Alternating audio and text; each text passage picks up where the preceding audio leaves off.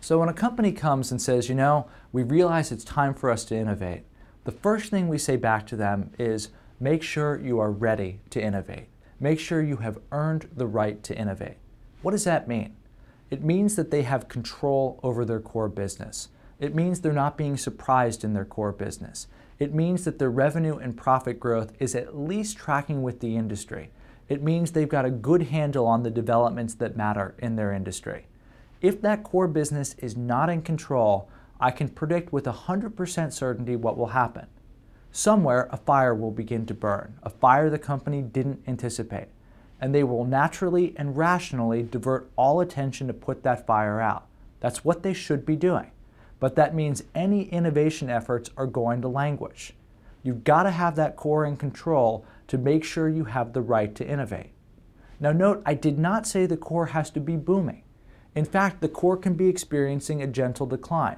But as long as you're managing that in the right way, where you're not being surprised by things, then you have earned the right to innovate.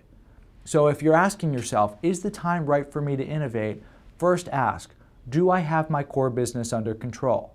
Related to that, make sure you actually understand what your core business is.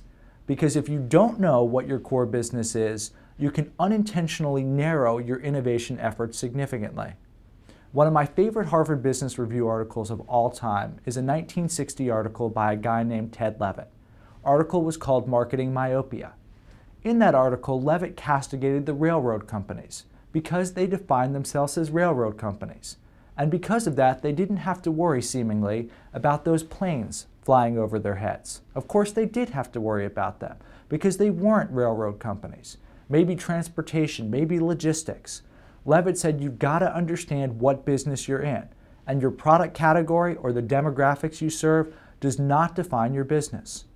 On the flip side, think about one of Procter & Gamble's brands, Crest.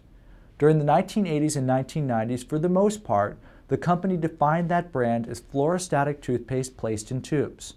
What are your innovation opportunities if that's how you define your brand? Well, you can stuff more things into tubes or make the tubes look a little bit nicer, but that's about it.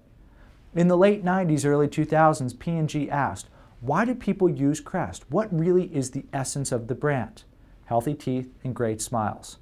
Once you realize that's your core, all of a sudden the field opens up.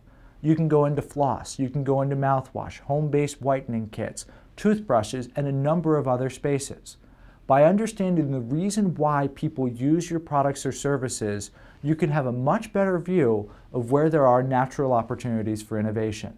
So get that core under control and recognize what exactly that core is.